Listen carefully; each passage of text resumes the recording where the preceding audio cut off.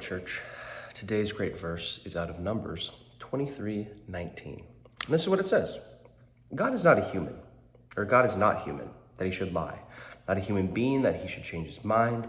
Does he speak and then not act? Does he promise and not fulfill? Now this verse, as I was reading, it really challenged me to think about my own view of God at times. And I think it's really easy for me to get in this mindset of comparing God to the people I interact with on a daily basis, or people I've interacted with in the past and the experiences that I've had, and then comparing the two. So if I've been burned by someone, if I feel abandoned or pushed aside or forgotten about in my lived human experience here on earth, and then when I hit a rough point and I feel like God is doing the same, then God must not care about me because I've been uncared for in this way, or I've been pushed aside in this way. So God's got to be doing the same thing. And it's almost like an impossibility for us as humans to not make comparisons to our past experiences and then comparing them to what we're experiencing in the present, right? But the truth is, God isn't like that. Right here, it's telling us God isn't human.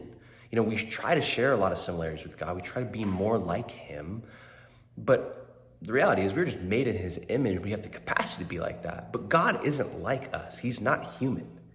There's no reason for him to lie about the love and care that he has for you and I. That he's going to provide for us in the same way that he provides for the animals. Actually, he loves us even more than them, the Bible tells us. Or that, you know, when we're patient, that's going to produce fruit.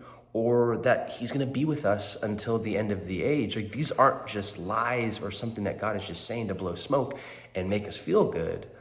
They're truths. He means what he says, and he says what he means. It isn't just for the fun of it.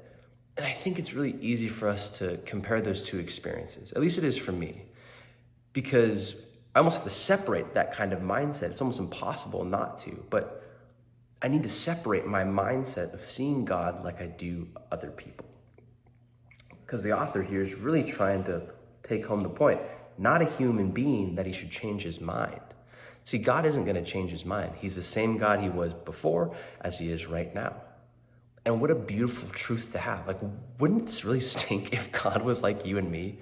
I mean, my goodness, we change our minds and our feelings constantly. Sometimes I want to eat this and sometimes I don't. Sometimes I feel like working out, sometimes I don't, right?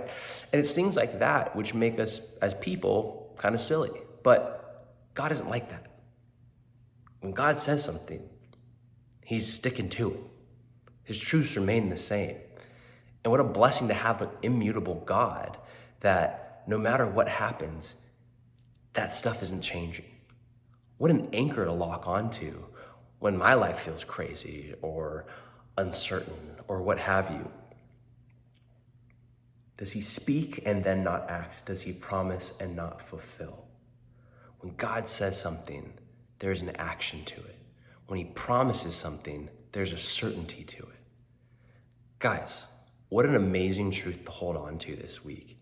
And whatever you're feeling or your own experiences with people, to remove yourself from that and be like, hey, God is something else.